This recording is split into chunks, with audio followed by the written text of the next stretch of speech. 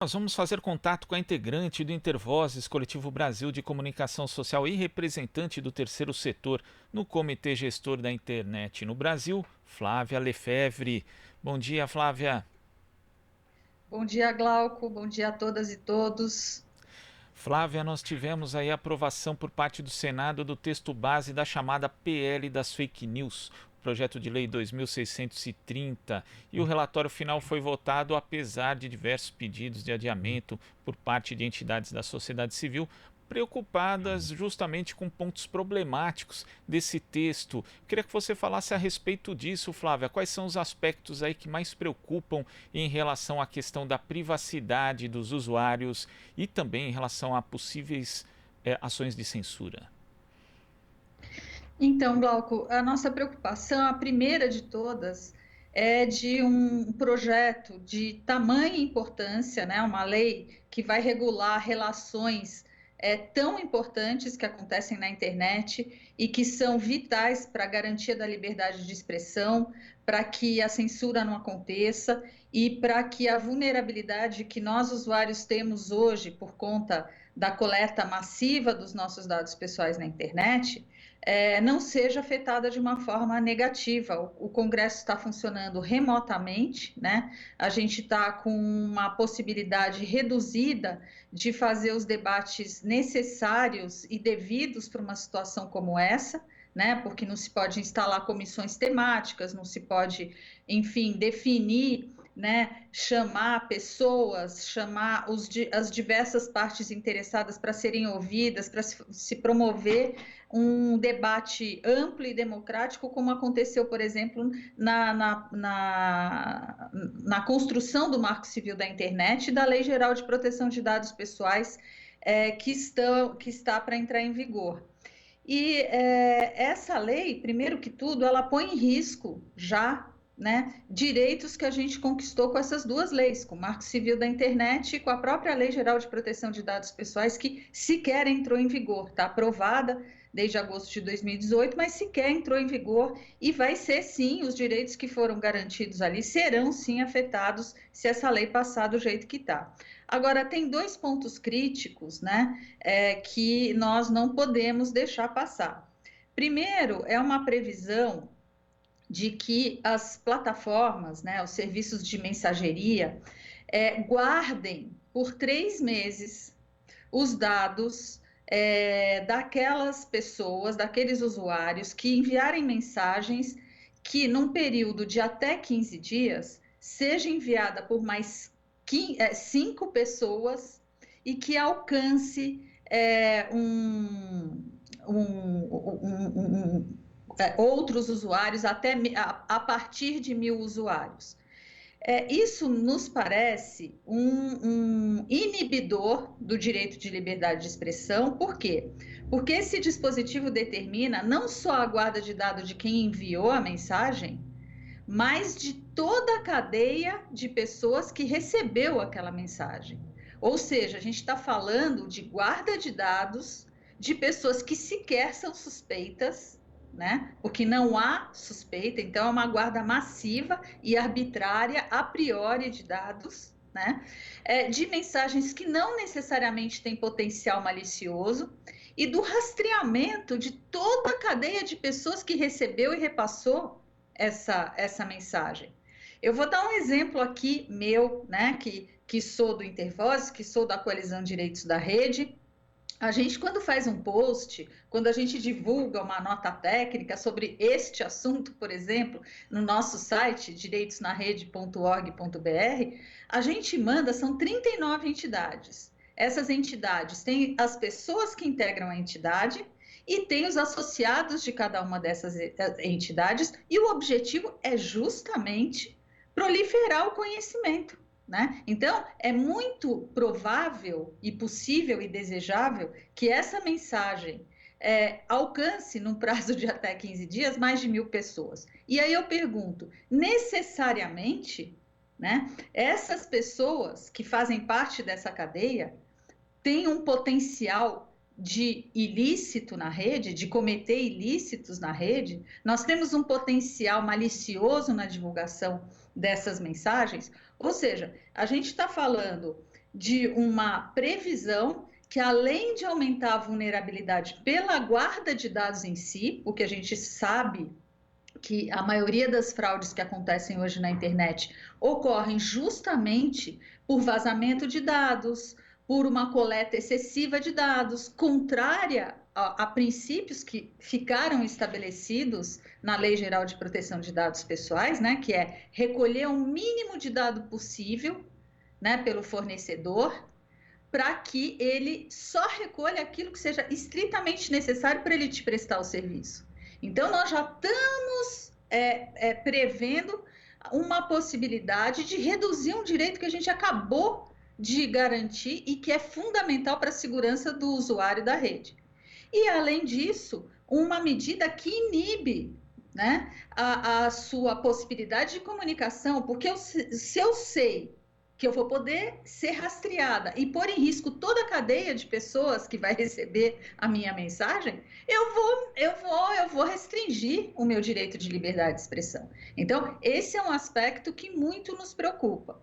O outro aspecto também muito grave é que, se essa lei tem o objetivo de enfrentar as fake news, do que a gente está falando? A gente está falando de processos de informação.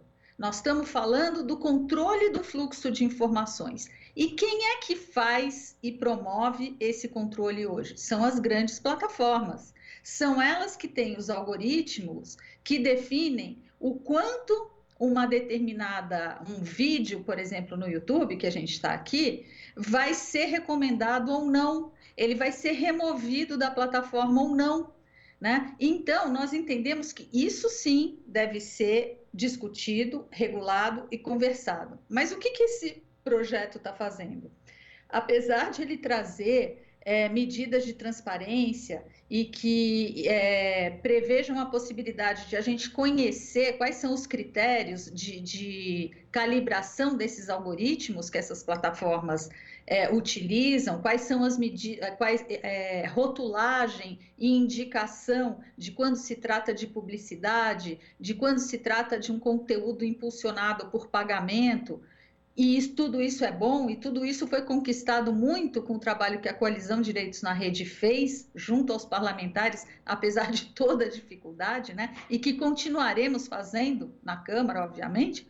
Mas esse projeto traz a hipótese de as plataformas poderem remover imediatamente, independentemente de um devido processo, de se notificar antecipadamente quem postou aquele conteúdo, de remoção do conteúdo, né? Em hipóteses que a gente considera muito abertas e muito subjetivas e que vão, obviamente, funcionar como censura, porque a plataforma não vai correr o risco de manter um conteúdo que possa levar a uma interpretação de que aquele conteúdo causa uma desordem social ou causa danos de forma difusa, mas aí a gente está falando de conceitos muito subjetivos. Isso mereceria um debate muito mais aprofundado, porque a gente está falando de segurança dos usuários na rede, por conta dessa coleta e dessa identificação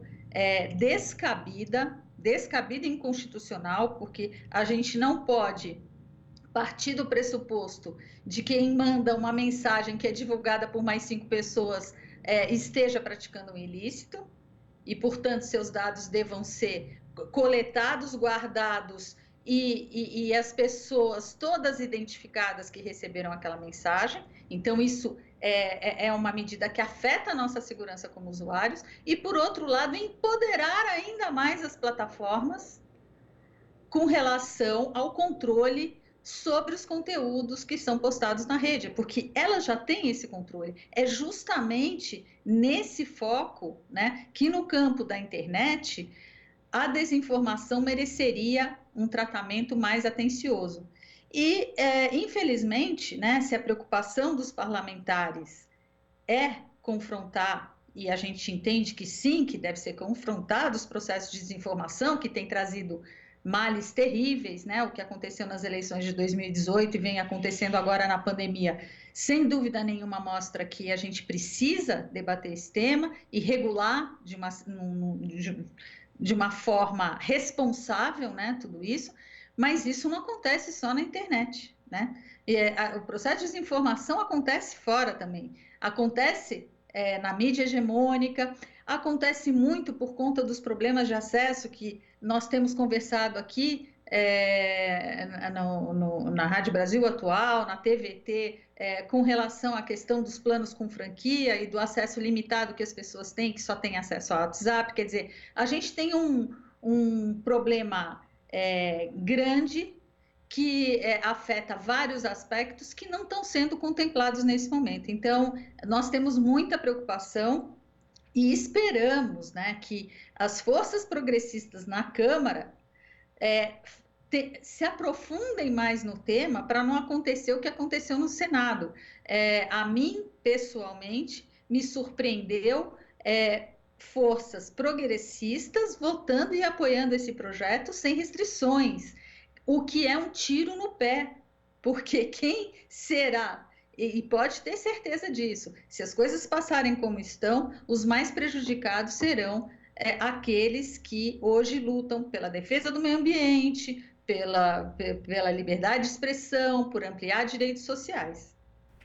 E esse aspecto é importante de ressaltar, né? Porque existe muito desconhecimento em relação ao tema, Flávia, e a gente vê aí, na verdade, muita gente apostando no senso comum. Obviamente, todo mundo é contra a fake news, a circulação das fake news, mas existem, e a gente pode ver, né, pelo inquérito da fake news que corre, ali, o chamado inquérito das fake news, que corre ali no Supremo Tribunal Federal, que existem aspectos que o projeto não toca e que precisam ser, na verdade, balizados, como a questão do impulsionamento de publicações, de postagens, inclusive nesse inquérito em especial, saber quem é que financia esse tipo de coisa. Então, na verdade, existem vários aspectos que são negligenciados e outros, como a questão da privacidade, de dar mais poder para as corporações, que acabam sendo aí alvo desse projeto de lei. É preciso discutir, estudar mais profundamente isso, não, Flávia?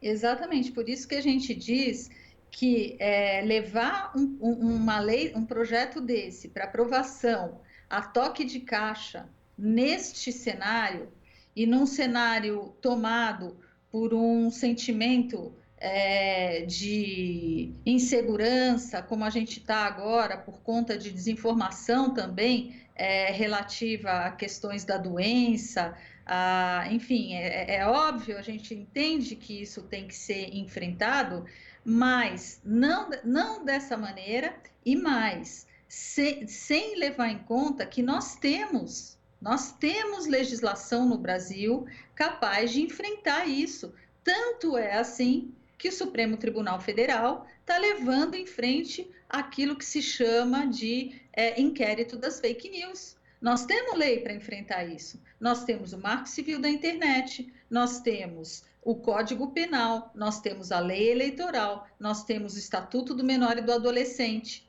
A gente tem o Código Civil, tem a Constituição Federal.